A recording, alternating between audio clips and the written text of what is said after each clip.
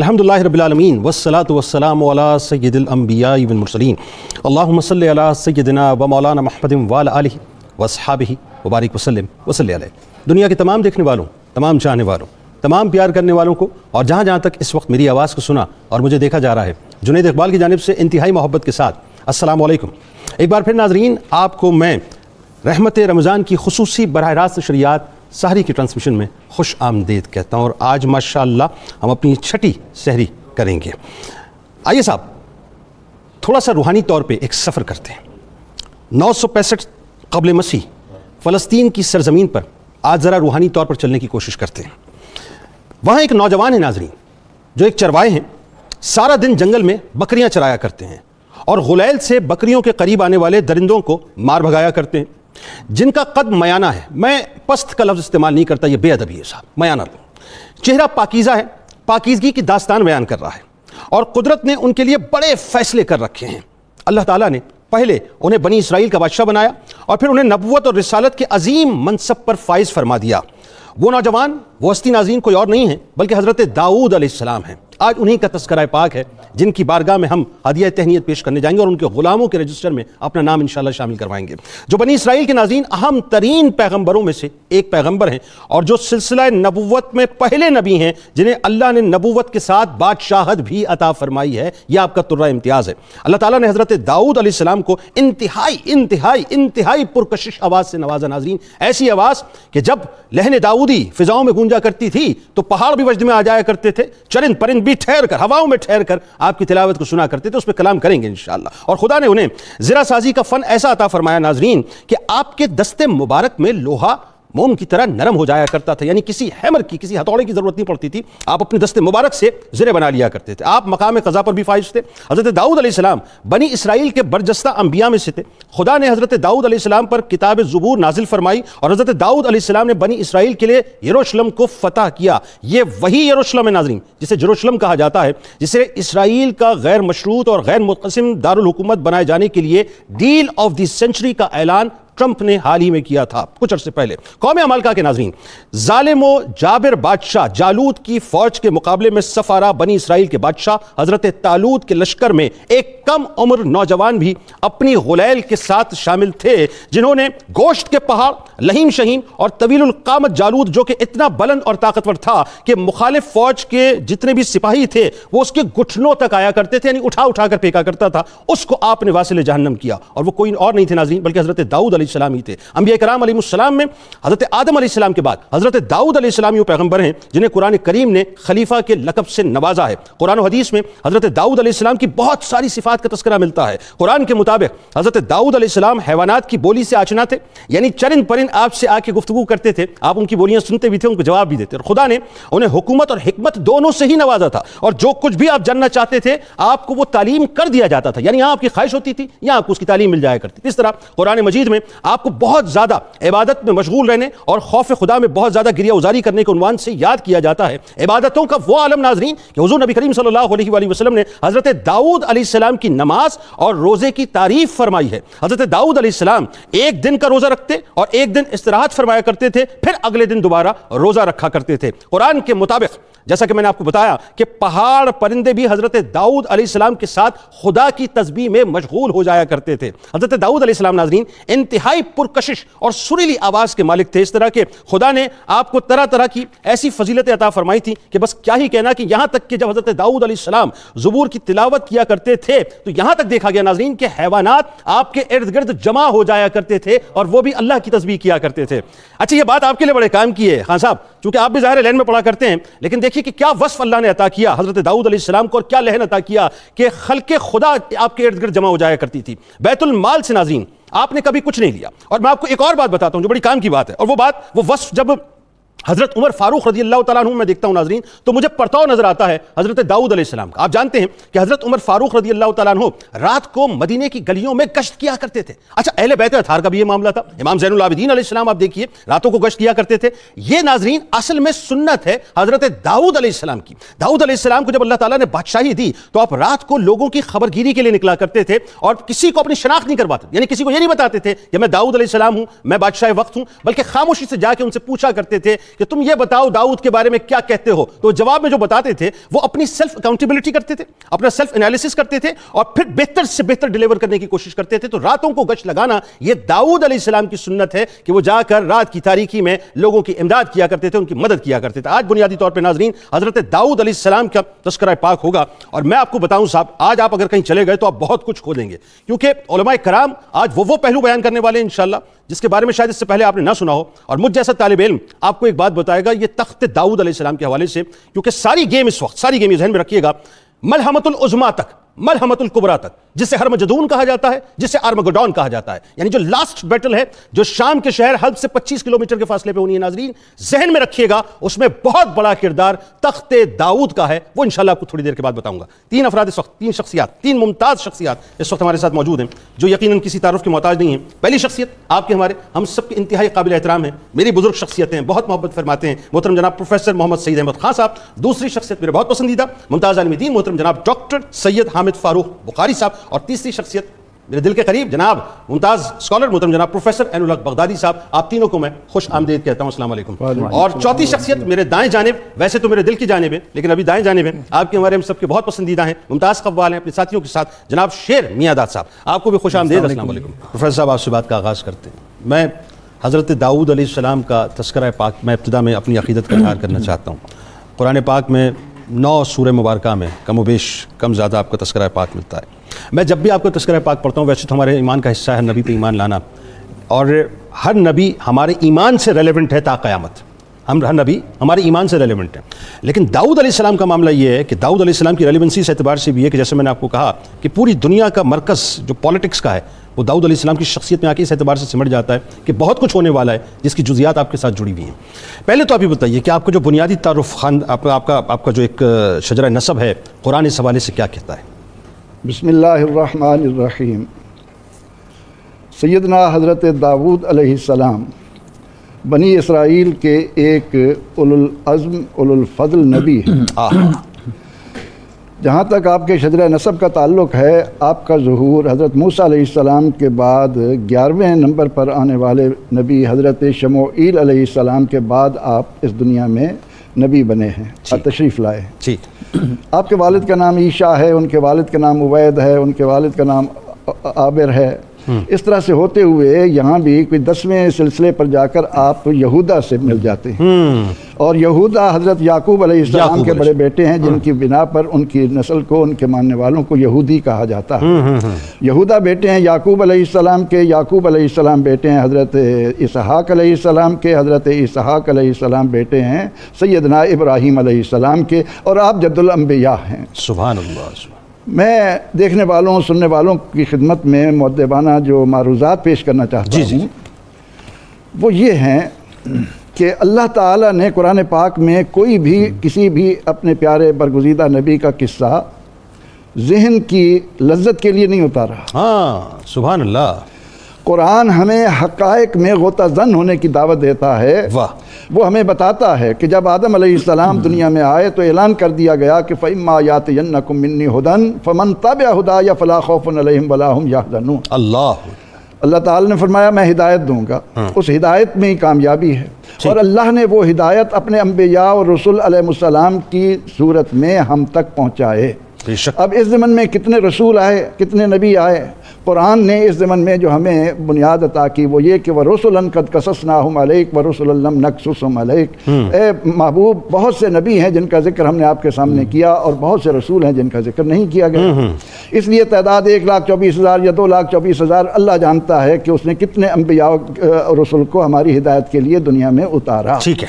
اب اس کے بعد قرآن نے ایک فیصلہ دیا، کہا کہ وما ارسلنا من رسول الا لیطاع باذن اللہ۔ ہم نے ہر نبی اس لیے بھیجا ہے کہ اللہ کے اذن سے ان کی فرما برداری کی جائے۔ ہاں ٹھیک ہے۔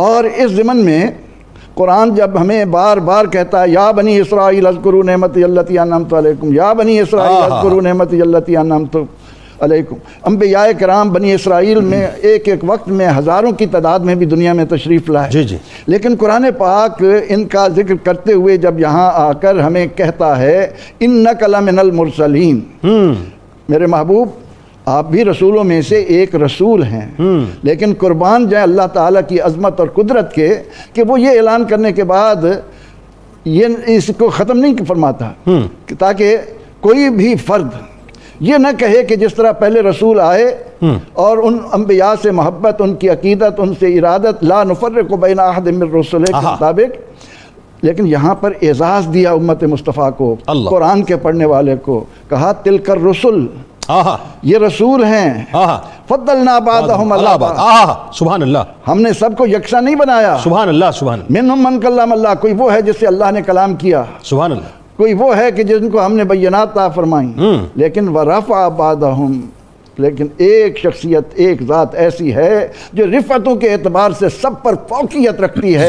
اے امت مصطفیٰ صلی اللہ علیہ وسلم، ہم نے تمہیں جس رسول کا بنایا ہے امتی، اس عظمت کو سامنے رکھ کر ان سے اپنے تعلق کو دیکھو اور اس بات کی طرف آؤ کہ اللہ تعالیٰ نے کیا کیا شان و عظمت والے رسول کے اندر بھیجے، اور ان میں سے سیدنا حضرت داؤد ہیں جن کا ذکر کرنے کے بعد قرآن نے پھر یاد کرایا کہ یا داؤد انا جعلناک خلیفۃ فی الارض، میں نے آپ کو اس زمین پر اپنا نائب بنا کر بھیجا ہے، آپ خلیفہ کے طور پر آئے ہیں۔ جب داؤد علیہ السلام خلیفہ ہیں تو محمد عربی صلی اللہ علیہ وسلم کی شان کیا ہوگی؟ بات آگے بڑھاتے ہیں ڈاکٹر صاحب، قرآن کے ہی حوالے سے تھوڑا اور تعارف داؤد علیہ السلام کا، اور پھر بات آگے بڑھائیے جی۔ بسم اللہ الرحمن الرحیم، اللہم صلی علی محمد وعلی آل محمد مبارک وسلم وصلی علیہ۔ جنید بھائی بہت شاندار آپ نے انٹرو دیا ہے، جزاک اللہ، اور اجمال میں ہی ساری تفصیل آپ نے بیان فرما دی ہے، اور قبلہ پروفیسر صاحب نے بڑا شاندار آغاز فرما دیا۔ میں حضرت سیدنا داؤد علیہ السلام کا حوالہ اور آپ کا تعارف ایک حدیث مبارکہ سے پیش کرنا چاہوں گا جو مستدرک حاکم کی حدیث ہے، اور ہشام بن آس الاموی اس کے راوی ہیں، اور اس کو حضرت امام ابن کثیر نے اپنی تفسیر میں بھی نقل فرمایا ہے۔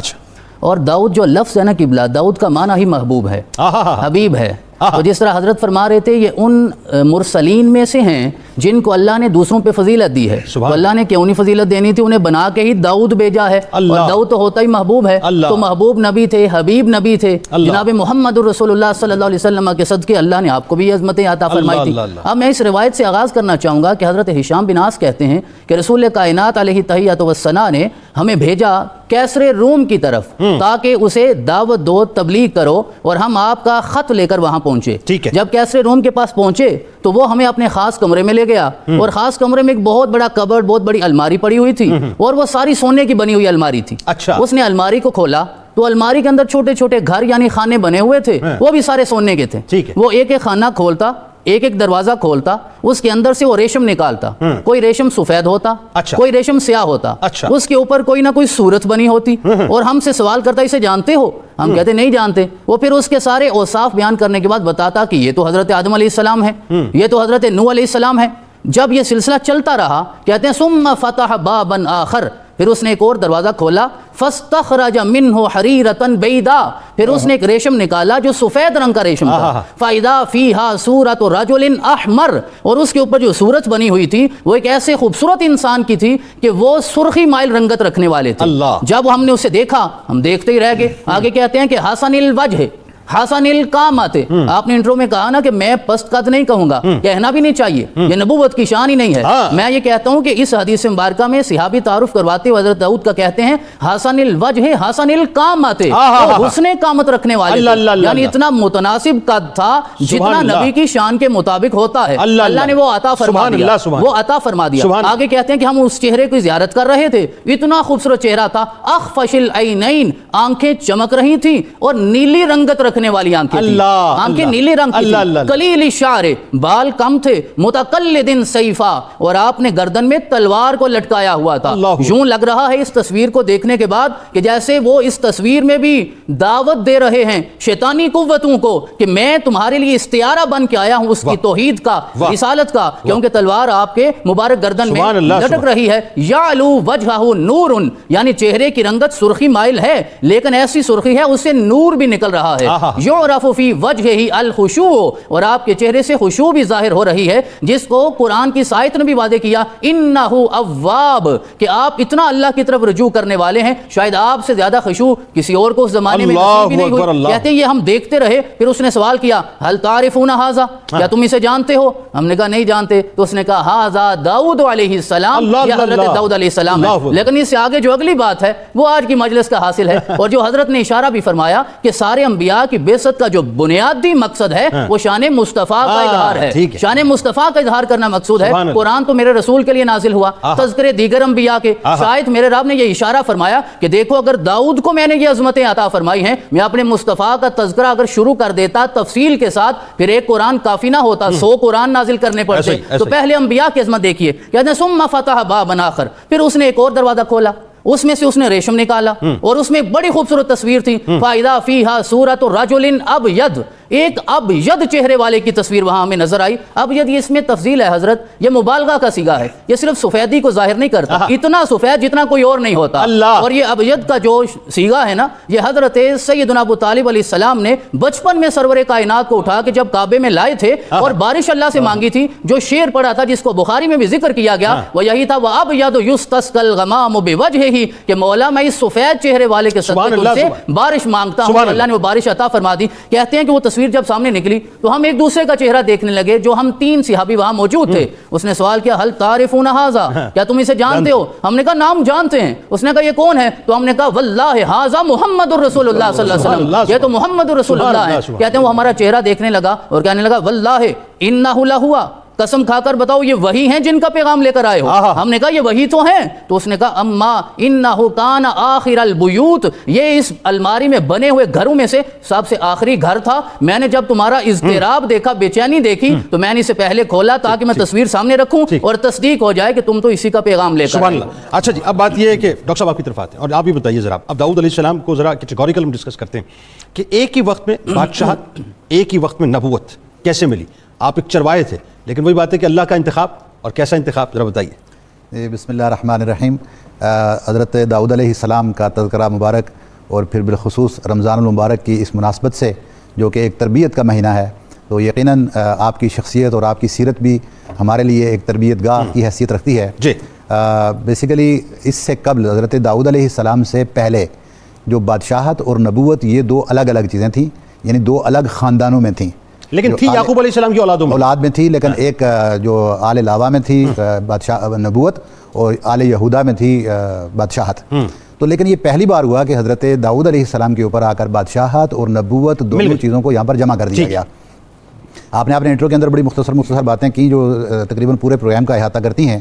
ان میں سے ایک یہ آپ نے جو بات کی کہ چرواہے تھے آپ, تو آپ کا وہاں پر بھی چرواہے ہونے کی حیثیت سے جو آپ کے اندر سکلز پیدا ہوئی تھیں, جو ڈیولپمنٹ آپ کے اندر ہوئی, وہ ایک غلیل رکھنا, ان درندوں کو اپنے ریوٹ سے دور بھگانے کے لیے, وہ آپ کی بیسیکلی نشانہ بازی کی جو صلاحیت تھی اس کے اندر مہارت پیدا کرنے کے لیے تھا. پرفیکٹ نشانہ تھا, پرفیکٹ نشانہ تھا. تو پھر وہ ایک پورا واقعہ ہے کہ جب طالوت نے علیہ السلام نے جالوت کے مقابلے میں آپ کا لشکر آنے لگا, تو یہ وہ پہلا آپ کے سمجھیں کہ آپ کی پروموشن کا ایک واقعہ تھا کہ پھر آپ طالوت کے لشکر میں شامل ہوئے, اور طالوت نے یہ اعلان فرمایا کہ جو بھی شخص جالوت کو قتل کرے گا میں اس کے ساتھ اپنی بیٹی کا نکاح کرواؤں گا, اور ساتھ ہی اپنی سلطنت کا آدھا حصہ بھی اس کو دوں گا. آدھا حصہ دوں گا, ٹھیک ہے. اچھا, جب یہ ہوا تو جالوت کا جس طرح آپ نے انٹرو کے اندر بتایا کہ وہ تو اتنی وجاہت والا اور جری شخص تھا کہ اس کے بارے میں تاریخ یہ بتاتی ہے کہ بعض اوقات لشکر اس کا 25 کلومیٹر پیچھے ہوتا تھا, وہ پہلے ہی فرنٹ پہ جا کر دشمن سے لڑ کے فتح حاصل کر کے واپس آ چکا ہوتا تھا. اللہ, اس طرح کے بھی اس کے بارے میں واقعات پائے جاتے ہیں. اور پھر اس کے سر کے اوپر جو وہ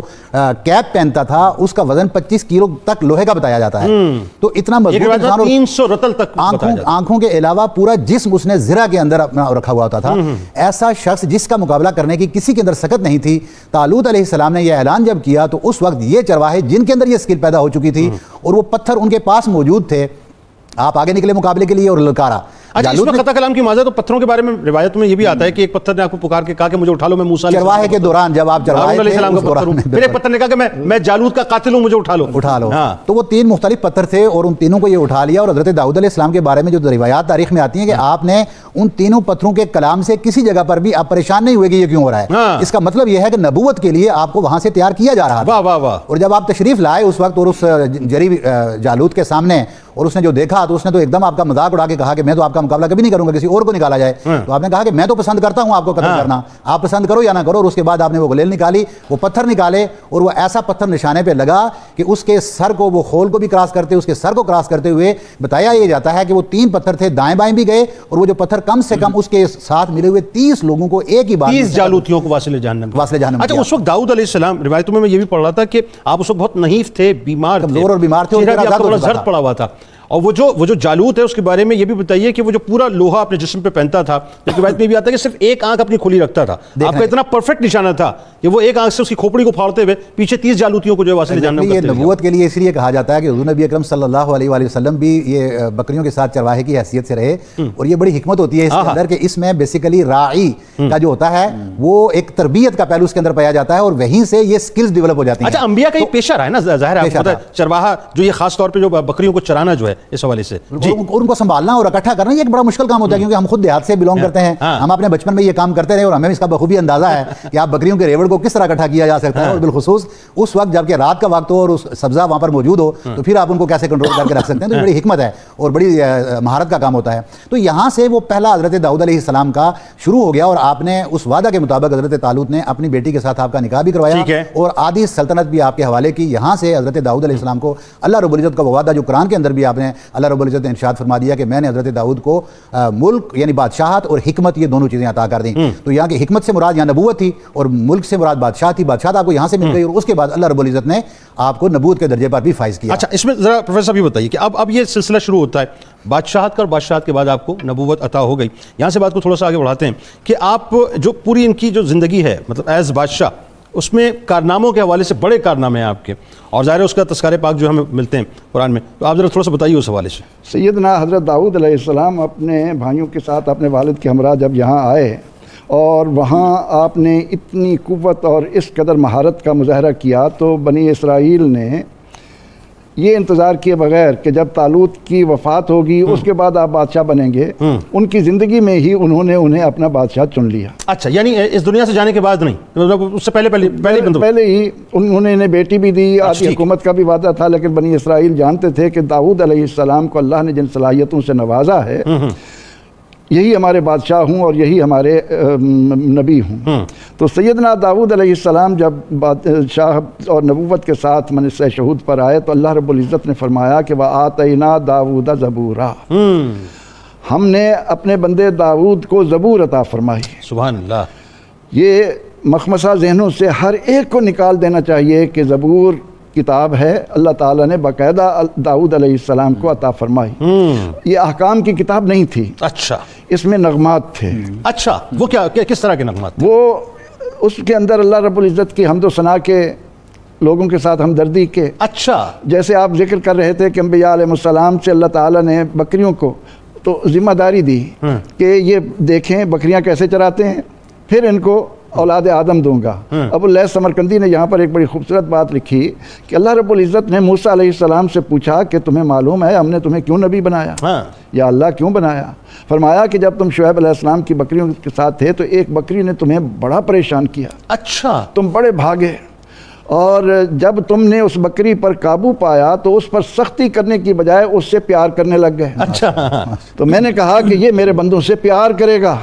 جو جانوروں سے پیار کر رہا ہے وہ انسانوں سے، جو جانوروں سے پیار کر رہا ہے وہ اولاد آدم سے کتنا. اسی لیے تو قرآن نے پیغمبر رحمت صلی اللہ علیہ وسلم کے لیے کیا فرمایا کہ حریص علیکم بالمؤمنین رؤوف الرحیم. سبحان اللہ، سبحان اللہ. تو سیدنا حضرت داؤد علیہ السلام کو جب اس منصب سے نوازا گیا تو آپ نے اتنے خوبصورت انداز میں اپنی رعایا کی خبرگیری کی، ان کے حالات سے باخبر رہے، ان کے درمیان فیصلے انتہائی حکمت اور دانشمندی کے ساتھ کرتے رہے.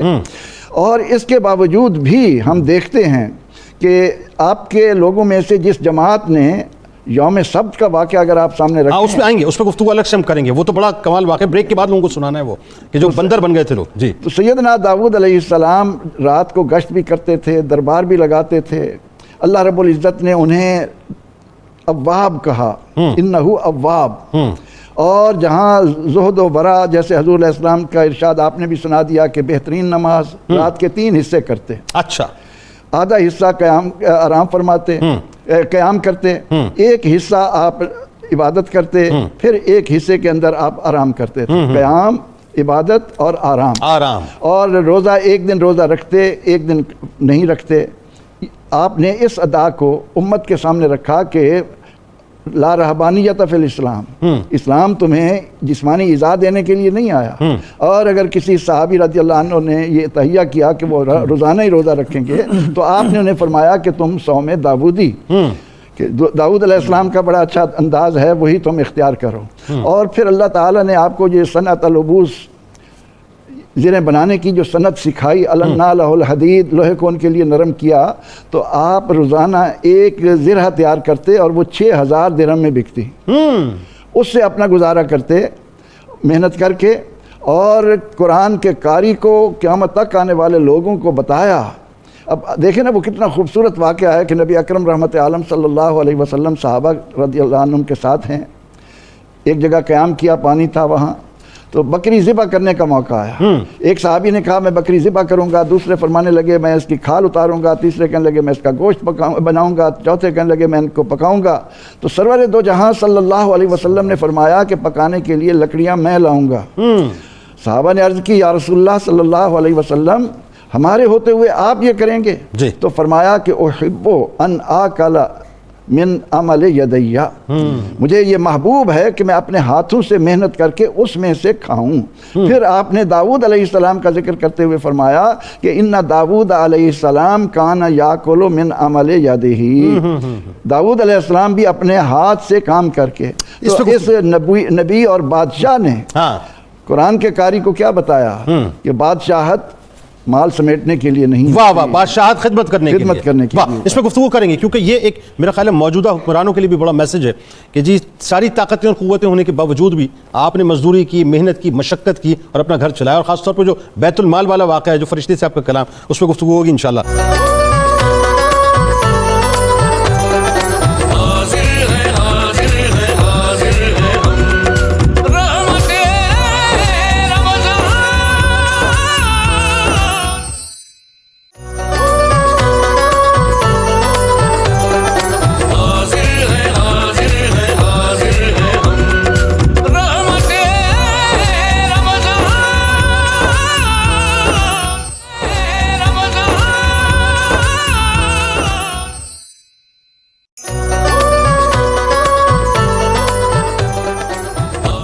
ایک بار پھر ناظرین میں آپ کو خوش آمدید کہتا ہوں. حضرت داؤد علیہ السلام کا تذکرہ پاک آج ہم سحری کی براہ راست نشریات میں کر رہے ہیں. میں نے آپ کو ابتدا میں ایک بات عرض کی تھی کہ ایک ایسی بات جو کہ رہتی دنیا کی پالیٹکس جو ہے ناظرین، یعنی رہتی دنیا تک جو سیاست رہے گی اس سے وہ ریلیونٹ رہے گی، وہ آپ کا تخت ہے، یعنی حضرت داؤد علیہ السلام کا تخت ہے. اب وہ کیسے وہ میں آپ کو بتاتا ہوں. حضرت داؤد علیہ السلام ناظرین ایک نہایت قیمتی تخت جسے طاؤس کہتے تھے اس پہ آپ تشریف فرما ہوتے تھے، جسے تخت داؤد بھی کہا جاتا تھا. اچھا، یہ وہ مقدس پتھر ہے جس پر بٹھا کر حضرت داؤد علیہ السلام کی تاج پوشی کی گئی تھی. اور اس تخت کو جیسا کہ میں نے آپ کو کہا کہ تخت داؤد کہا جاتا ہے. جب حضرت سلیمان علیہ السلام نے ہیکل سلیمانی تعمیر کیا، اب ہیکل سلیمانی ناظرین کہاں تعمیر ہوا تھا؟ جہاں آج مسجد اقصی موجود ہے. بہت سی باتیں میں بٹوین دا لائنز آپ کو سمجھاؤں گا، امید ہے کہ آپ تک بات پہنچ جائے گی. تو جہاں اس وقت مسجد اقصی موجود ہے یہاں پر ہیکل سلیمانی تعمیر ہوا تھا.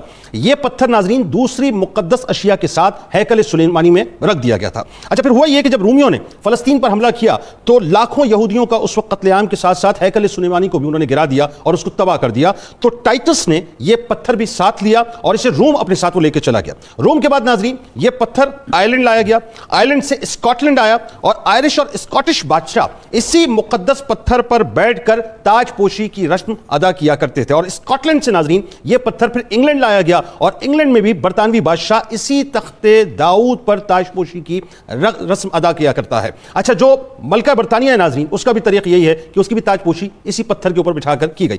یہ پتھر ناظرین اس وقت کہاں پر ہے؟ یہ بڑا اہم ترین سوال ہے.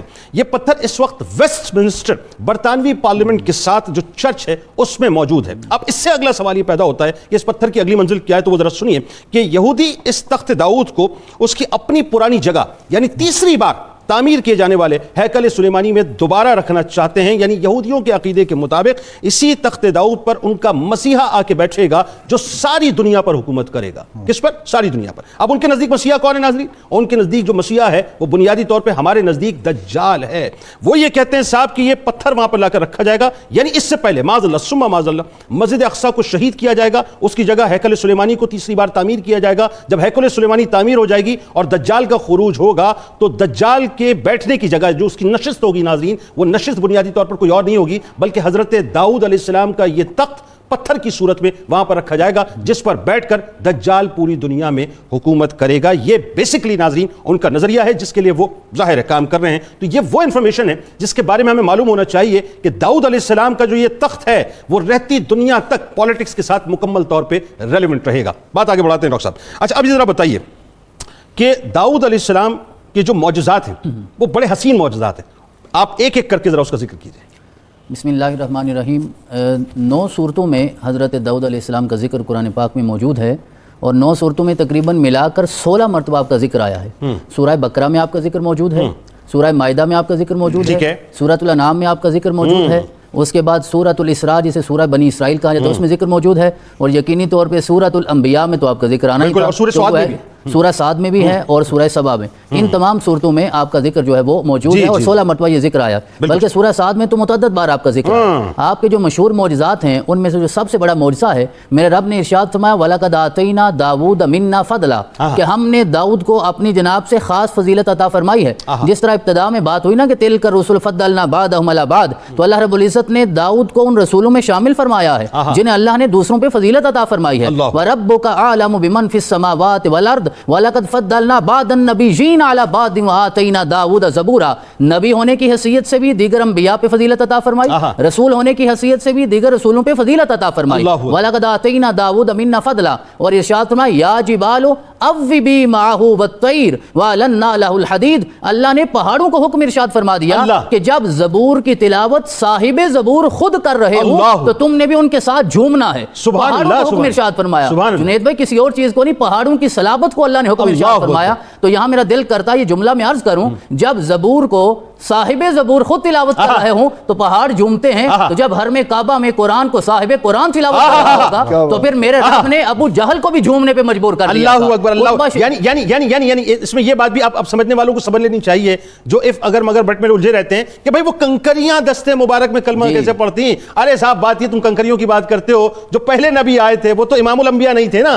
بات یہ ہے کہ ان کے پڑھنے پر جب پہاڑ جھوم جایا کرتے تھے تو میرے نبی کے دستے مبارک میں آ کے کنکریاں کلمہ کیوں نہیں پڑھیں گی؟ یقیناً، اور اللہ رب العزت نے یہ تو واضح طور پہ ارشاد فرمایا تسبح لہ السماوات السبع والارض ومن فیہن، کہ آپ یہ سوچتے ہیں کہ پہاڑ کیسے جھومتے ہوں گے، ساتھ کیسے کلام کرتے ہوں گے، ساتوں آسمان زمین اور جو کچھ زمین اور آسمان میں ہر چیز اس کی تسبیح کرتی ہے، ولیکن لا تفقہون تسبیحہم، مسئلہ تمہارا ہے کہ تم اسے سمجھ نہیں پاتے۔ رسول اکرم کی شانیں تو واضح ہیں۔ یعنی اس کا مطلب یہ بھی ہو گیا قطع کلام کی معذرت کہ پہاڑ سے مراد پتھر، اس کا مطلب پتھر سنا بھی کرتے ہیں اور بھولا بھی کرتے ہیں۔ اور پہاڑ سے زیادہ، پہاڑ تو صلابت میں ضرب المثل ہے نا۔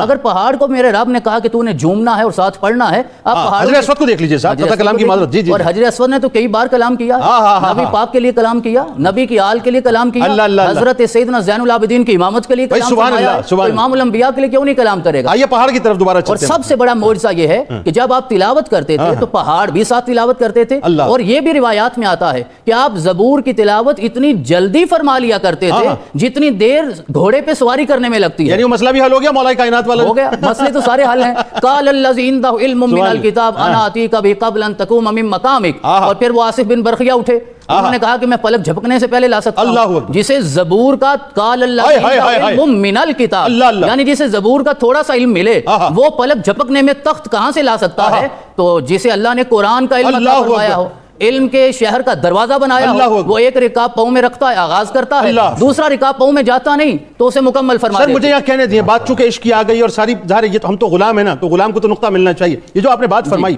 آصف بن برخیہ کا معاملہ، میں حیران ہوتا ہوں، یمن سے فلسطین کا فاصلہ 25 کلومیٹر کا ہے، 2500 کلومیٹر کا، سوری 2500 کلومیٹر کا ہے. میں حیران ہوتا ہوں کہ وہ 7 محلوں کے اندر اس تخت کو رکھا تھا بلقیس نے، 7 محلوں کے اندر. اب آپ دیکھیے کہ وہ بڑا ایک لاجیکل بات ہے کہ وہ تخت ہوا میں اڑتا ہوا نہیں آیا، بلکہ اس کو اس طرح بیان کیا جاتا ہے کہ وہ زمین میں گیا اور زمین کی تہ سے مطلب نکل کر آیا ہے. تو پلک جھپکنے سے پہلے 2500 کلومیٹر کا فاصلہ زبور کا تھوڑا سا علم تھا، طے کروا دیا. جی جی یہ من بازیہ ہے نا جی، کہ من الکتاب، کتاب کا تھوڑا سا علم، اور جسے کتاب کا سارا علم عطا فرما دیا، ان کی رفتار کا اندازہ سبحان اللہ سبحان اللہ. اب جو اس رفتار سے پیچھے رہ گئے اب انہیں تو اندازہ نہیں ہوگا نا، جو اس رفتار کے مطابق چلیں گے انہیں اللہ ضرور یہ سمجھ اور عقل اور فہم عطا فرمائے. اچھا دوسرا معجزہ، جو پرندے آ کے رک جاتے تھے ہوا میں، ٹھہر جاتے تھے، بلکہ یہ بھی اللہ رب العزت نے ارشاد میں وَالطَّيْرَ مَحْشُورًا، اللہ تعالیٰ پرندوں کو روک دیتا تھا، پرندے ٹھہر کے رکتے تھے. اب یہ معجزہ حضرت داؤد علیہ السلام کا، میرے رب نے یہ معجزہ اپنے نبی کو بھی عطا فرمایا اور نبی پاک کے صدقے بڑے بڑے اولیاء کو یہ کرامتیں بھی عطا فرمائی. یہ کرامت ہے وَالطَّيْرَ مَحْشُورًا. اب وہ پرندے بھی ٹھہر کے اس کلام کو سنتے ہیں. اور یہ بھی روایات میں آتا ہے کہ آپ زبور کو جب تلاوت فرماتے تھے تو 70 سروں کے ساتھ تلاوت فرمایا کرتے تھے. اللہ اکبر. اب خان صاحب کو بھی اللہ نے 7 سر سے اوپر جاتے ہوئے گلا جو ہے وہ جواب دینا شروع ہو جاتا ہے. آپ سوچئے یہ سب سے بڑا معجزہ. ایک دن آقا تشریف فرما تھے، میرے آقا نے خود ارشاد فرمایا حضرت ابو موسیٰ اشعری کو کہ آج تم مجھے قرآن سناؤ. ابو موسیٰ اشعری تلاوت کر رہے ہیں، صاحب قرآن کے سامنے تلاوت کر رہے ہیں. جب تلاوت ہو گئی نا تو میرے آقا نے مسکرا کے ارشاد فرمایا لقد اوتیتا مزمارا من مزامیر آل داؤد، کہ تیری آواز اتنی خوبصورت ہے کہ اللہ نے تجھے حصہ عطا فرمایا ہے حضرت داؤد علیہ السلام کے خوش الہانی میں، یعنی ضرب المثل بن گئی. ضرب المثل بن گئی. اچھا پھر ایک اور آپ کا معجزہ، کیا کمال بات ہے، کیا دستے مبارک وہ ہوں گے کہ جس میں لوہا آئے اور موم بن جائے. بالکل بتائیے نا ذرا. ارشاد فرمایا وَأَلَنَّا لَهُ الْحَدِيدُ، کہ ہم نے داؤد علیہ السلام کے لیے لوہے کو اتنا نرم کر دیا جتنا موم ہوتا ہے. جس کی تفسیر میں مفسرین نے لکھا کہ جب آپ لوہے کو ہاتھ میں لیتے تھے بغیر آگ میں تاپے ہوئے اور بغیر ہتھوڑے کے ساتھ کوٹے ہوئے، اللہ اتنی طاقت دیتا تھا، آپ لوہے کو اس طرح مسل لیتے تھے جس طرح گوندا ہوا آٹا ہوتا ہے، اور جس طرح چاہتے آپ بنا لیتے تھے. وَعَلَّمْنَاهُ صَنْعَةَ لَبُوسٍ لَكُمْ لِتُحْصِنَكُم مِّن بَأْسِكُم. اور لوہے کا معجزہ کیوں عطا فرمایا؟ تاکہ آپ زرہ بنائے اور زرہ کے ساتھ آپ اپنی جو آپ کی قوم ہے اسے بھی محفوظ فرما سکیں. اور جس طرح حضرت نے ارشاد فرمایا کہ تاکہ اس کے ساتھ کسب حلال کا ذریعہ جو ہے وہ بھی آگے بڑھتا رہے. پہلی مرتبہ تاریخ میں، یعنی یہ داؤد علیہ السلام کے حوالے سے یہ بات سامنے آتی ہے خان صاحب کہ پہلے فلیٹ زرے بنا کرتی تھی. بالکل ہے نا. پہلی مرتبہ یہ کڑیوں والی زرے آپ نے بنانا شروع، تو آپ اپنے دستے مبارک سے کڑیاں بنایا کرتے تھے اور وہ مضبوط ترین زرے بنتی تھی. بات آگے بڑھاتے ہیں. جی ڈاکٹر صاحب بہت کمال گفتگو اس وقت ہو رہی ہے، میں چاہتا ہوں مزید رنگ اس میں آپ ڈالیے. آپ کے فیصلے بڑے اہم ہوتے تھے، اس کے بارے میں ذرا بتائیں. یہ پیاری گفتگو اس لیے ہو رہی ہے جی کہ لحن داؤدی ہے اور اس کا فیض ملا ہوا ہے، اور اس فیض میں ماشاءاللہ سے گفتگو بھی اتنی ہی پیاری ہو رہی ہے. میں نے جس طرح عرض کیا تھا کہ آپ کی جو سیرت ہے وہ ہمارے لیے مشعل راہ ہے، اور آپ کی سیرت کو اللہ رب العزت نے اس لیے قرآن مجید کے اندر بھی محفوظ فرما لیا اور تاکہ وہ ہمارے لیے سبق بن سکے. بالکل ایسے جس طرح سے ابتدا میں بھی یہ بات ہو رہی تھی کہ اللہ رب العزت نے یہ ارشاد فرمایا، اور حضرت آدم علیہ السلام کے بعد یہ پہلی بار ہو رہا تھا کہ کسی کو خلیفہ کہا جا رہا تھا. یا داؤد انا جعلناک خلیفۃ فی الارض، کہ اے داؤد ہم نے آپ کو زمین کے اندر اپنا خلیفہ بنا کر، اپنا نائب بنا کر بھیجا ہے. اور فرمایا فاحکم بین الناس بالعدل، لوگوں کے درمیان میں آپ فیصلے کرو بالحق. فاحکم بین الناس بالحق، حق کے ساتھ لوگوں کے بیچ میں فیصلے کرو. ولا تتبع الہوا، اور خواہشات نفس کی اتباع نہیں کرنی فیصلہ سنانے میں. گویا کہ اس آیت کریمہ کے اندر ہمیں یہ سبق دیا جا رہا ہے کہ حضرت داؤد علیہ السلام جو فیصلے کیا کرتے تھے وہ بے عین ہی حق کے فیصلے ہوا کرتے تھے، کیونکہ آپ اللہ کے نائب تھے. اور اللہ کا نائب، پھر جب آپ نے بات کی، میں تھوڑا سا اس کو اس کے ساتھ بھی ریلیٹ کروں گا کہ دجال نے تو اس پتھر کے بیٹھ کے جو فیصلے کرنے ہیں، اس پتھر کے اوپر تو بیٹھ کر قرآن عظیم نے ان فیصلوں کو محفوظ کیا کہ وہ حق کے فیصلے ہوا. وہ تو ہمیں پتہ ہے کہ بیٹھنے، اس کو عیسیٰ علیہ السلام کہاں بیٹھنے دیں گے. اس کو تو جیسے مسئلے جاننے، وہ جو لد بنایا ہے نا، وہ لد جو جگہ ہے وہ تیار ہے ساری. بے شک میں آپ کو بتا دوں یہ سارا معاملہ بس اب یہ اسی طرف بڑھ رہا ہے. یہ وہ جو ہی اس کا ناپاک بدن پتھر کے ساتھ لگے گا، صرف وہ پتھر نہیں، جتنے پتھر بھی ہوں گے ان سے آواز آ رہی ہوگی میرے پیچھے یہودی چھپا ہے. بالکل ایسا، میرے پیچھے یہودی چھپا ہے، اس کو پکڑو. بالکل ایسا. جی بتائیے. 3 فیصلہ جات بڑے اہم ہیں آپ کی زندگی کے جو ہمارے لیے مشعل راہ ہیں. بتائیے. سب سے پہلا فیصلہ تھا کہ 2 شخص آپ کے پاس آئے اور انہوں نے آ کر یہ کہا کہ ہمارے درمیان میں ایک جھگڑا ہو گیا ہے، نزاع ہو گیا ہے. ایک کے پاس 99 دمبیاں ہیں اور ایک کے پاس صرف 1 ہے. اور اس نے یہ شکایت کی کہ میرا یہ بھائی مجھ سے یہ 1 دمبی بھی حاصل کرنا چاہتا ہے. تو آپ نے اس کے اوپر جو آج کے زمانے میں ہماری شراکت داری چلتی ہے اس کے بارے میں فرمایا. آپ نے فرمایا کہ یقیناً اگر یہ سختی کے ساتھ تمہاری یہ دمبی حاصل کر کے اپنے اس مال کو 99 کے فگر کو 100 کرنا چاہتا ہے تو یہ زیادتی ہے. اور اس کے ساتھ آپ نے یہ فرمایا کہ جو شراکت داری یعنی جب حصے داری ہوتی ہے تو اکثر حصہ دار لوگ جو ہوتے ہیں پارٹنرشپ کے اندر ایک پارٹنر دوسرے کے ساتھ اس طرح کی زیادتیاں کرتا ہے، اور ساتھ میں یہ فرمایا کہ لیکن جو ایمان والے لوگ ہیں وہ ایسا نہیں کرتے، اور یہ بھی فرما دیا جس کو قرآن نے محفوظ کر لیا کہ لیکن ایمان والے لوگ بہت کم ہوتے ہیں، اور آج پریکٹیکلی ہمارے بیچ میں یہ چیزیں موجود ہیں کہ پارٹنرشپ کے اندر لوگ بہت ایک دوسرے کے ساتھ ظلم و زیادتی کرتے ہیں۔ دوسرا فیصلہ تھا آپ کا کہ دو اشخاص ایک بیل کی ملکیت کے لیے آپ کے پاس آ گئے، ایک بیل تھا، دو اس کے لیے ملکیت اونرشپ ظاہر کر رہے تھے، دو کلیم تھے۔ اب آپ نے پہلے دن ان کو ڈیلے کر دیا اور واپس بھیج دیا کہ آپ نے کل آ جانا ہے اور یہ فیصلہ میں کل سناؤں گا۔ اگلے دن جب آتا ہے تو جو مدعی تھا اس کو آپ نے حکم دیا کہ اس کو قتل کر دیا جائے۔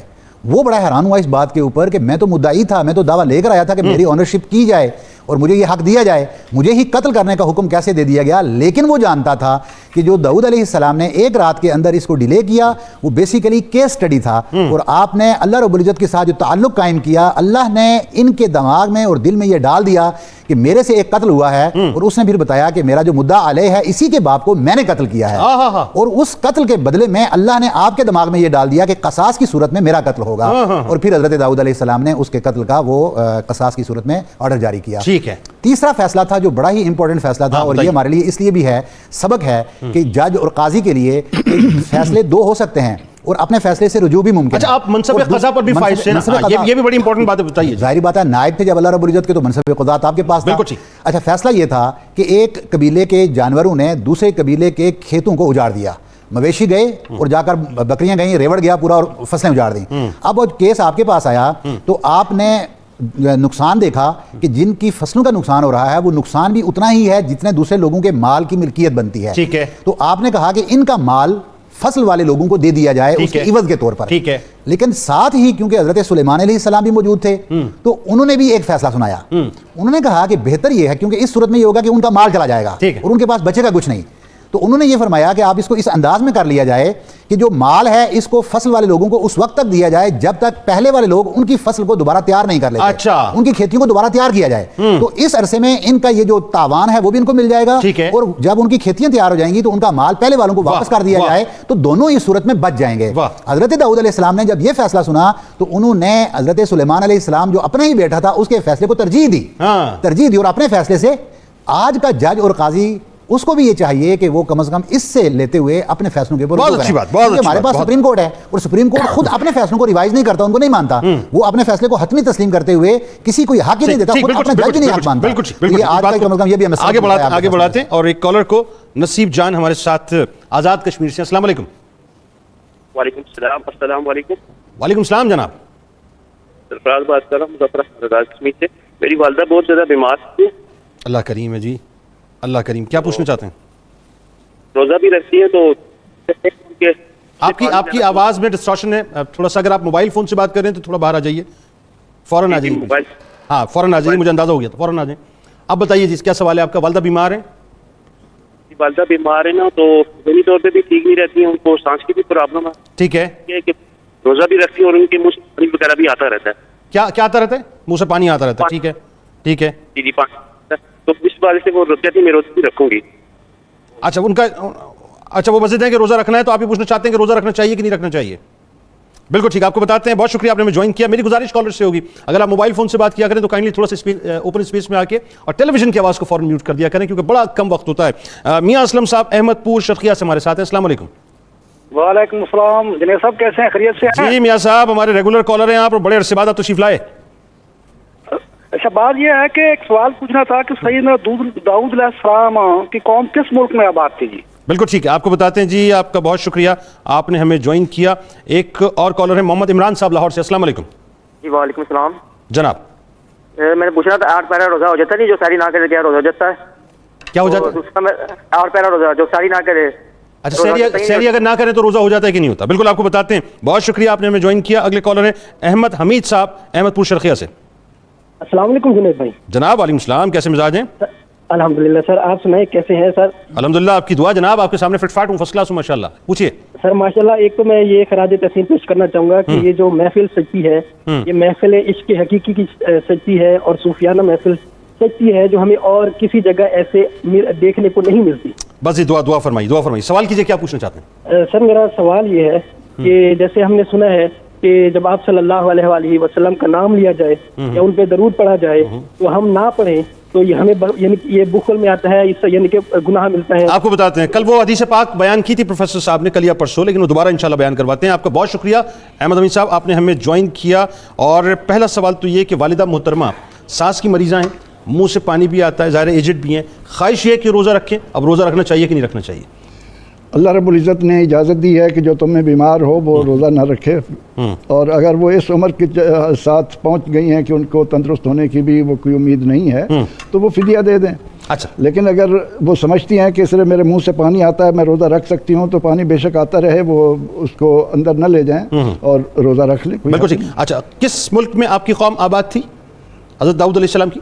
یہ فلسطین کا علاقہ ہے. فلسطین کا علاقہ ہے. جیروسلم کو آپ نے فتح فرمایا تھا اور ظاہر ہے پھر اسی کو آپ نے بعد میں جا کے. بالکل ٹھیک. اچھا، اس کے ساتھ ساتھ سحری اگر نہ کریں تو روزہ ہو جائے گا؟ ہو جائے گا، ہو جائے گا. اور آخر میں سرکار مدینہ صلی اللہ علیہ وآلہ وسلم کا نام گرامی آئے اور درود پاک نہ پڑھیں تو کیا یہ بخل میں شمار ہوگا؟ جی بخل میں بھی شمار ہوگا، اور اس کے لیے جبریل امین علیہ السلام نے تو اس کی ہلاکت اور بربادی کی دعا کی ہے.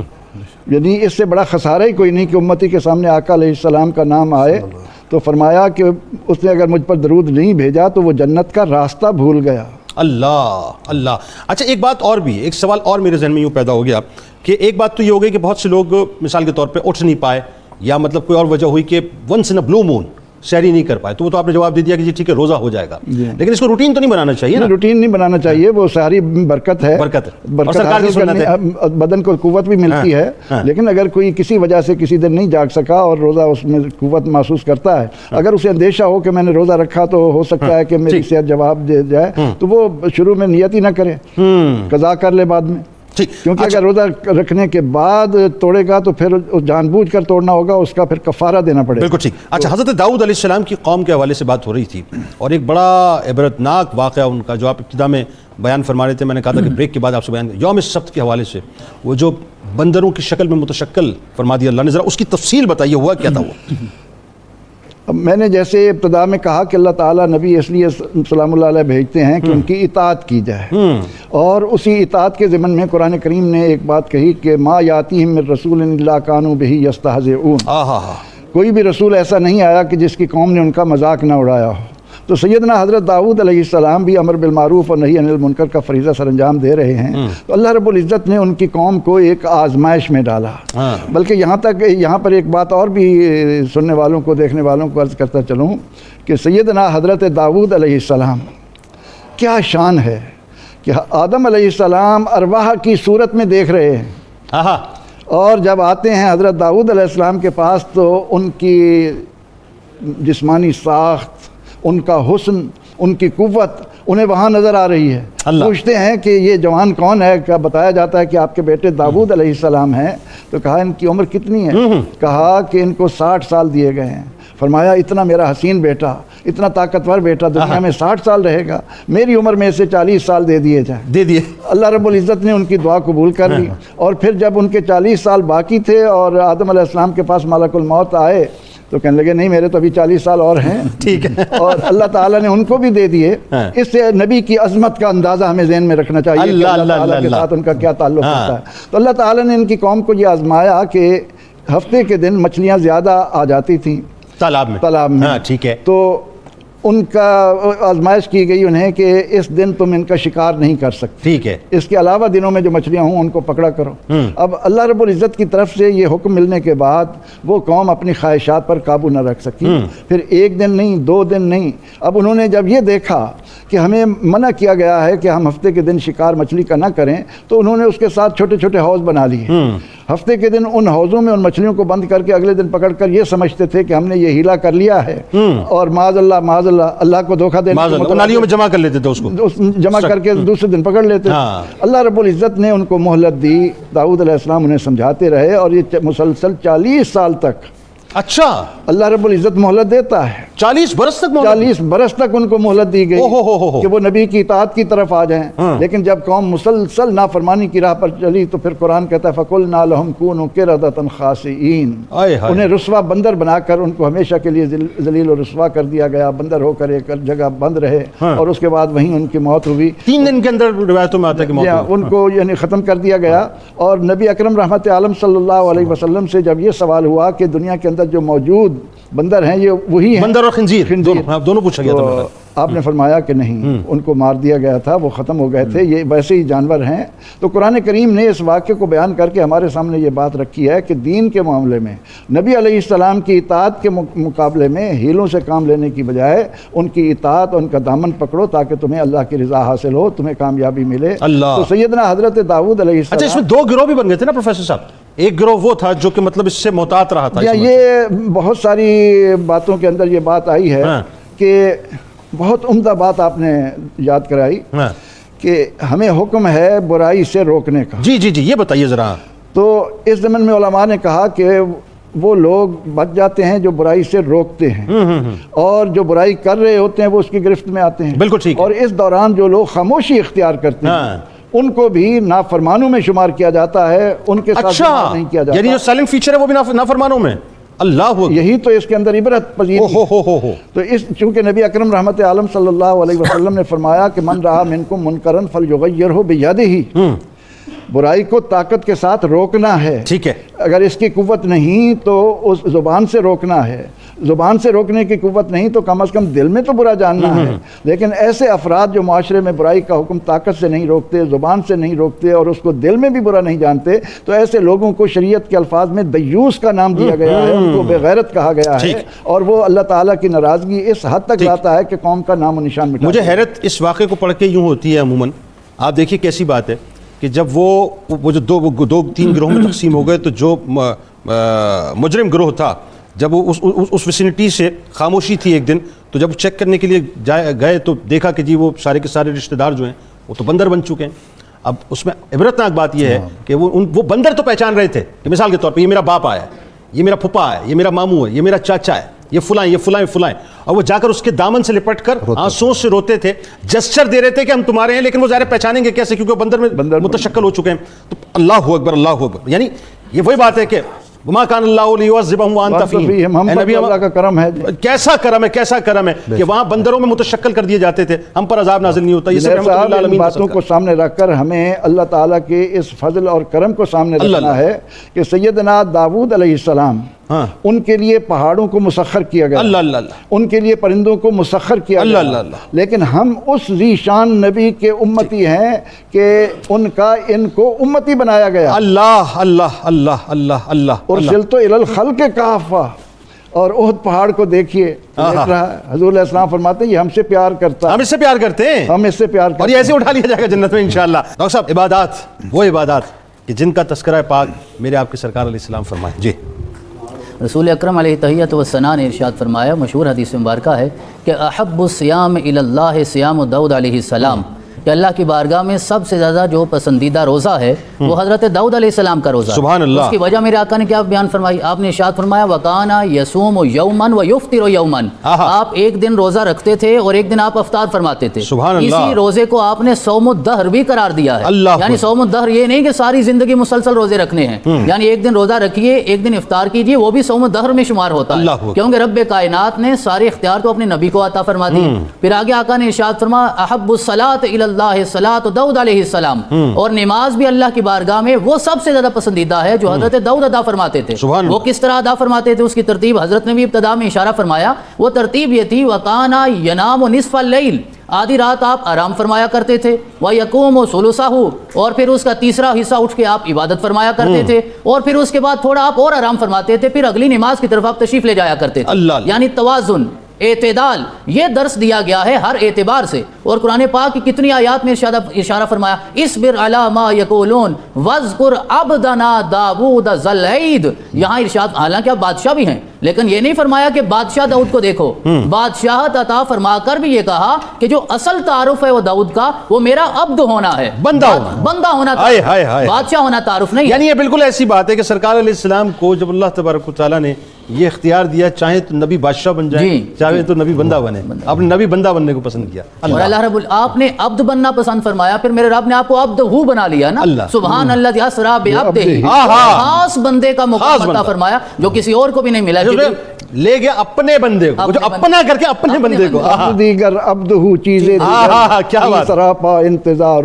سبحان اللہ سبحان اللہ. تو کہتے ہیں انتظار میں رہے, اور عبد وہ ہے جس کا انتظار کیا. ارے جس کا انتظار کیا جائے. سبحان اللہ. جی ڈاکٹر. وذکر عبدنا, تو ارشاد فرمایا میرے محمد صلی اللہ علیہ وسلم ہمارے بندے کو یاد کیجئے. کس کو؟ داؤد کو, جس کا اللہ رب العزت نے یہاں وصف یہ بیان فرمایا وہ ذوالعید ہیں. ذوالعید سے کیا مراد ہے کہ وہ طاقت والے ہیں. یہاں مفسرین نے لکھا کون کون سی طاقت ہے, کہا زرہ بنانے کی طاقت تو زمانے نے دیکھ لی ہے, پھر گفتار کی طاقت بھی اللہ نے عطا فرمائی, کیونکہ یہ گفتگو کے آغاز میں خطبے کے بعد جب ہم اما بعد کے الفاظ پڑھتے ہیں تو وہ سب سے پہلے حضرت داؤد علیہ السلام نے اپنے خطاب میں ارشاد فرمایا. یہ کیسی کمال باتیں, لوگوں کو پتہ نہیں ہوگی یہ بات. جی حضرت داؤد نے اس کا آغاز اما بعد کی اب قیامت تک جو بھی اما بعد پڑھے گا وہ ثواب حضرت داؤد علیہ السلام تک بھی پہنچتا رہے گا, یہ سلسلہ قائم رہے گا. تو گفتار کی طاقت, کردار کی طاقت, فیصلہ سازی کی طاقت, اور اللہ رب العزت نے عبادت کی بھی یہ طاقت عطا فرمائی کہ وہ جو میں نے شروع میں عرض کیا کہ جب وہ تصویر کھولی گئی تو صحابی کہتے ہیں ہم نے چہرہ دیکھا تو وہ خشوع والا چہرہ نظر آ رہا تھا.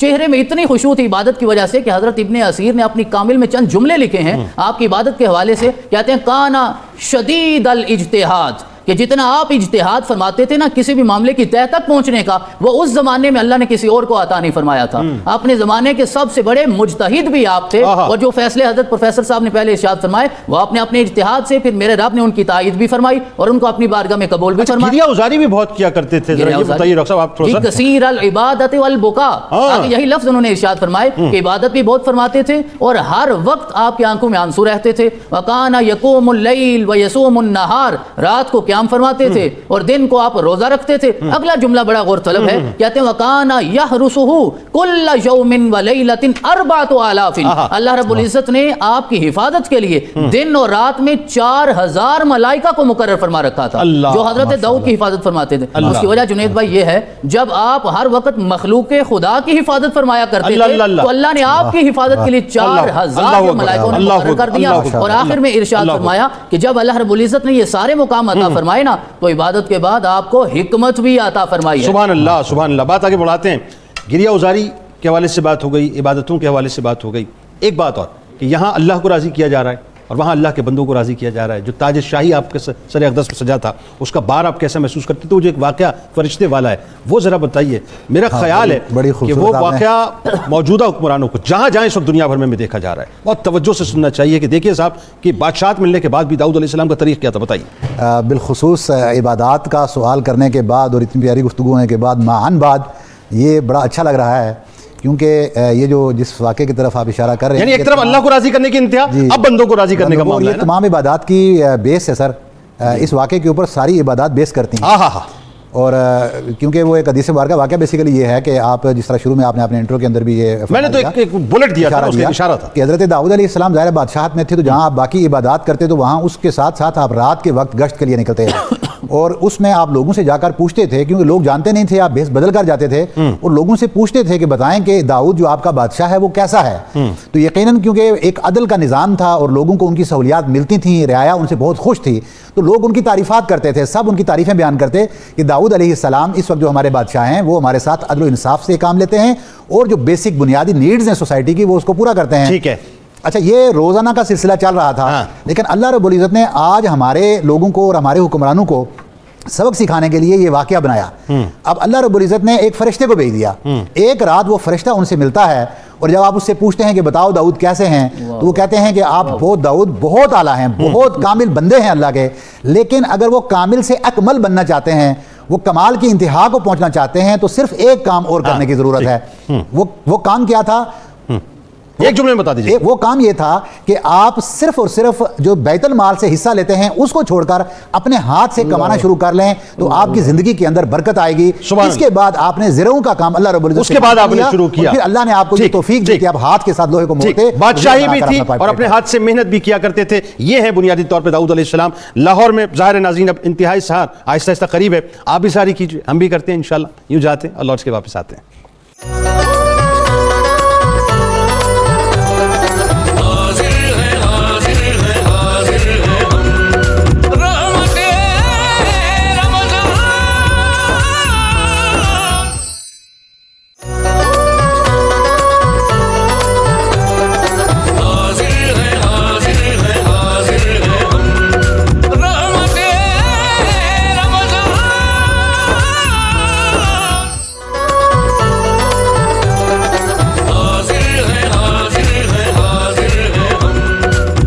ایک بار پھر ناظرین میں آپ کو خوش آمدید کہتا ہوں رحمت رمضان کی خصوصی براہ راست نشریات میں سحری کی نشریات کے ساتھ، اور حضرت داؤد علیہ السلام کا تذکرہ پاک ہے۔ ظاہر ہے ایسی ہستی ناظرین کی ایک پروگرام میں ان پہ گفتگو مکمل نہیں ہو سکتی، لیکن آخر میں جو آپ کے وصال پاک کا انتہائی حسین ترین واقعہ ہے وہ ذرا پروفیسر صاحب سے آپ کو سنواتے ہیں، ہمارے ساتھ رہیے۔ جی بسم پروفیسر۔ اللہ الرحمن الرحیم۔ اللہ رب العزت نے سیدنا داؤد علیہ السلام کے واقعات کو بیان کرنے کے بعد جو تتمہ کیا وہ ہے اعملوا آل داؤد شکرا، اے آل داؤد شکرانے والا عمل کرو، شکریہ والا طریقہ نہ چھوڑو۔ جو ہمیں پیغام دے رہا ہے کہ ان کو یہ نعمتیں ملی، تمہیں نعمت کبریٰ ملی، تم نے بھی شکر کا دامن نہیں۔ اللہ اللہ اللہ۔ آپ کو اللہ نے 100 سال عمر دی جس میں سے 40 سال آپ کے حکومت کے ہیں، ٹھیک ہے، اور اس کے ساتھ ہی اللہ نے ان کو زندگی میں اس نعمت سے بھی نوازا کہ ایسا بیٹا دیا جس کو روئے زمین کی ہر شے پر اللہ نے حکومت عطا فرمائی۔ بالکل وصال پاک۔ تو سیدنا حضرت داؤد علیہ السلام کا عمل تھا کہ جب آپ گھر سے تشریف لے جاتے تو دروازہ بند کر کے جاتے، کسی کو آنے کی اجازت نہ ہوتی۔ ایک دن یہی عمل جب ہوا تو آپ کی اہلیہ نے دیکھا کہ کوئی آ کر درمیان میں کھڑا ہو گیا، صحن کے درمیان میں اور دروازہ بند ہے، دروازہ بند ہے۔ ٹھیک ہے، بڑی پریشان ہوئی، متفکر ہوئی کہ کیا ہوا، اور جب داؤد علیہ السلام آئیں گے تو ان کے ذہن میں کیا کیا خیالات آئیں گے، یہ ہو کیا گیا ہے۔ پریشانی کے عالم میں اسی اسنا میں داؤد علیہ السلام بھی آ گئے۔ آپ نے بھی جب اس کو دیکھا تو جا کر کہا کہ بھائی کون ہو، کس کی اجازت سے یہاں آئے ہو؟ تو انہوں نے کہا کہ مجھے کسی کے پاس جانے کے لیے اجازت کی ضرورت نہیں ہوتی، اور دروازے سے داخل ہونے کی بھی ضرورت نہیں ہے۔ لیکن ساتھ ہی جنید صاحب میں یہ ضرور عرض کروں گا کہ نبی کی شان بھی دیکھیے کہ ملک الموت ان سے بات کر رہا ہے، اور پہچان بھی گئے کہ ہونے والا کیا ہے۔ تو اس کے بعد جب آپ کو بتایا گیا آپ نے کہا ٹھیک ہے اللہ کی رضا ہے، میں جانے کے لیے تیار ہوں۔ یہ ہے انبیاء کا جانا۔ اور اس کے بعد جب آپ کو غسل دیا جا رہا تھا تو ایک خوبصورت واقعہ اس وقت رونما ہوا کہ غسل کے دوران دھوپ کچھ تیز نکل آئی۔ جب دھوپ آئی تو حضرت سلیمان علیہ السلام نے پرندوں کو حکم دیا کہ اپنے پر لے آؤ۔ آئے سبحان اللہ۔ کتنی ہزاروں کی تعداد میں فرشتوں نے آ کر اس طرح اپنے پر پھیلائے کہ لگتا تھا رات ہو گئی ہے، یعنی شیڈ بن گئے تھے۔ سبحان اللہ۔ اور اس کے بعد آپ نے کہا کہ نہیں کچھ روشنی چاہیے تو انہوں نے اپنا ایک ایک پر سمیٹا، ایک ایک پر کا سایہ رہنے دیا۔ اس طرح سے اللہ رب العزت نے اپنے اس نبی کو، اپنے اس بندے کو، اس ذوالعید کو اپنے ہاں بلایا۔ یعنی نبی کا جنازہ ہے، ذرا دھوم سے نکلے۔ کیا بات ہے ڈاکٹر صاحب۔ اس میں ایک اور بات اسی وصال پاک کے حوالے سے مختصراً کہ 40,000 علماء کی تاریخ بتاتی ہے کہ شرکت، اور حضرت موسیٰ و ہارون علیہ السلام کے بعد سب سے زیادہ رنج و غم جو ہے وہ آپ کے جنازے کے اوپر ہوا۔ جی قبلہ آپ نے فرمایا کہ نبی کا جنازہ ہے دھوم سے نکلے، یہاں تو غلام نبی کے جنازے دھوم سے نکلتے ہیں، اور نبی کی کیا شان ہوگی، اور اتنے علماء کرام اور ربانیون اور اخبار اور مشائخ وہاں شریک ہوئے۔ تو میں اس ساری گفتگو سے آخر میں 2 جملے جو عرض کرنا چاہتا ہوں وہ یہ ہے کہ اللہ رب العزت نے آپ کو بادشاہت بھی عطا فرمائی تو ساتھ حکمت بھی عطا فرمائی۔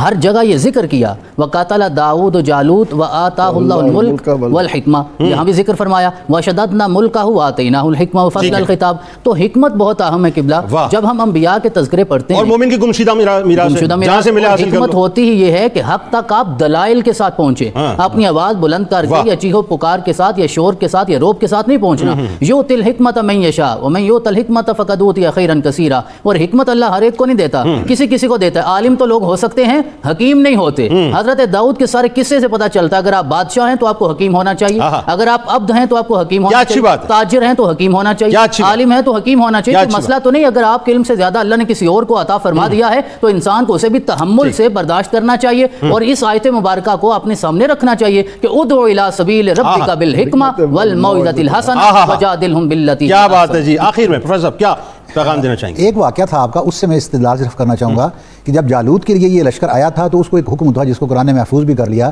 کہ آپ کی ایک آزمائش ہوگی، راستے میں ایک نہر آئے گی، اس نہر میں سے جو پانی سیر ہو کر پیے گا وہ اس لشکر کے اندر جا کے لڑ نہیں سکے گا، اس کی آزمائش ہے، اور صرف جو ایک چلو پانی اس میں سے لے سکتے ہو آپ کو اس کی اجازت ہے۔ تو صرف 313 لوگ ایسے بچ گئے تھے جنہوں نے وہ ایک چلو بار پانی لیا۔ حکمت یہ تھی کہ وہ جو چلو بار پانی جس نے اٹھایا تھا، اپنی مٹھی کا پانی لیا تھا، وہ پانی اس کے لیے اور اس کی سواری کے لیے کافی ہو گیا۔ اور وہاں بھی 313 تھے، وہاں بھی 313 تھے، اور جنہوں نے سیر ہو کر پانی پیا تھا وہ جا کر جب جالوت کے مقابلے کے لیے آئے تو ان کے اندر ہمت اور سخت طاقت ختم ہو چکی تھی۔ گزارش صرف یہ کرنی ہے، رمضان کا مہینہ ہے، اللہ رب العزت نے جو طریقے اور اصول بتا دیے ہیں ان بتائے ہوئے طریقوں کے مطابق جو رزق مل رہا ہے اس پر قناعت کریں، حرام خوری کی طرف مت جائیں، ہر عبادت کی جڑ ہے۔ بالکل ٹھیک۔ آپ تینوں آپ کا بہت شکریہ، آپ تشریف لائے۔